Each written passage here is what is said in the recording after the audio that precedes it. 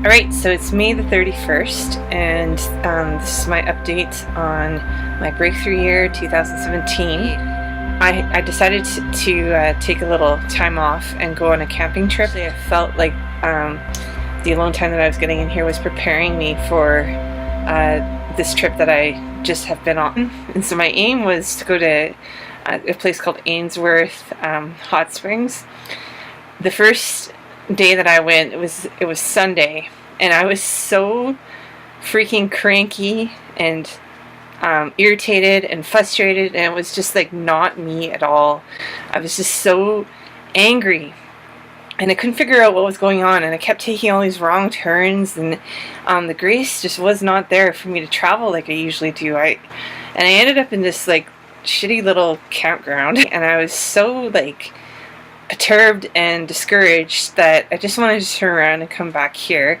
But there was a waterfall that I wanted to see that was supposed to be like within about half an hour to an hour of where I was, and I figured, well, I could at least just do that. And so I take this turn and I go way up on this gravel road. It was into British Columbia's backcountry. And the further I go, the grumpier I get, because I'm like, this is such a waste of time. I'm not seeing anything. There's nothing out here to see. What am I doing? And I was just at the point where I was about to turn around, and I passed this campground called Sugar Lake. This campground was just absolutely beautiful. And I was like, well, you know, I'll stop and I'll have lunch. And I was like, you know what? I think I need to be here. And so I booked it for the night. And because I was so frustrated and discouraged and angry, I decided that I was just going to stay put and sit in the lake and try to enjoy. Like, what is wrong with me? I'm so upset and I can't figure out why. And as I was sitting in the lake, I finally got quiet enough to hear the Lord's voice. And he spoke to me and he said, Laurelyn, he's like, you need this. And he's like, just sit back and let the birds minister to you. And at that moment, I just closed my eyes and I focused on the birds and their song. And I'll tell you what, like, I mean, it sounds weird, but man, their song, that bird's song, it went straight to my heart, and tears came pouring out, and I knew that the Lord was right.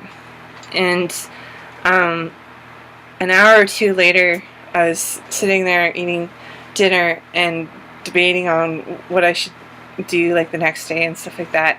And again, the Lord spoke to me, and he's like, Lord, he's like, you need this. Just stay and enjoy it. Just stay and let me do the work that I need to do in you.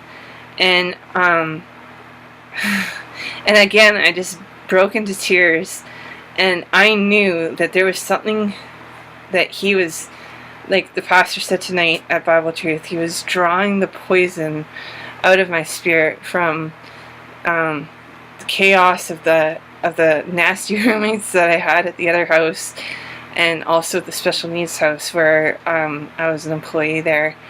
And he pulled all that poison out of my spirit, and I started to become more and more myself again. And so I spent the night, and then the next day I decided to go with what the Lord told me, even though I didn't come prepared. My food supply was pretty low, but I decided that whatever, I'll make it work. And booked myself for another night at the same campground, and I went up to Rainbow Falls, which was epic because it was in flood stage. It was beautiful. I went even further back, way back. We're talking, this is like BC backcountry, primo, like we're talking forest roads. It was another 13K into the bush, and it was a trail. It was called the Spectrum Creek Trail, and or the Spectrum Lake Trail. It was 6 kilometers in, 6 kilometers back, and I went on that trail, and I was in total solitude the entire way. The only footprints on that trail were mine, both in and out. And I had a moment there where, you know, it was just like I went skinny dipping and something like really broke off of me when I did that. I don't know, there was just such a freedom in being in such complete isolation and solitude, and I found this like deep peace and healing that was just washing through me and washing and restoring who I was and who I had lost in the process of being with all these dysfunctional people. And my joy returned, and you know, how I went into that trail and how I came back out of it were two, like I left there a changed woman. That trail pushed me to the point where I was shaking tired by the time I reached the lake, because it was a steady incline all the way there. I took that break, went swimming, and sat there for, you know, probably an hour, maybe two, and I wasn't sure if I was going to have the energy to come back. But, you know, the way back down, other than the first kilometer being all uphill, all 5 of the other kilometers, minus a small section, was all downhill. And I actually, you know, ended the trail with energy to spare. Not a lot, but it was still there. And I felt accomplished, I felt empowered, I felt healed, I felt like I had been emptied and vulnerable and taken care of. And that night, you know, and again this morning, the Lord just continued to minister that healing in my heart. The pastor had a word about that some of you felt like there's this poison that was put into your soul, and the Lord wants to suck it out of you. He wants to drain it out of you. And I'm like, oh my gosh. I'm like, that confirms to me what just happened. I'm like, wow, I just got the breakthrough in that, and that He totally just did that for me. Like God, you know, I feel like myself again. I feel that I needed to be completely, utterly in solitude, and it gave me this appreciation for being still that I have never known before.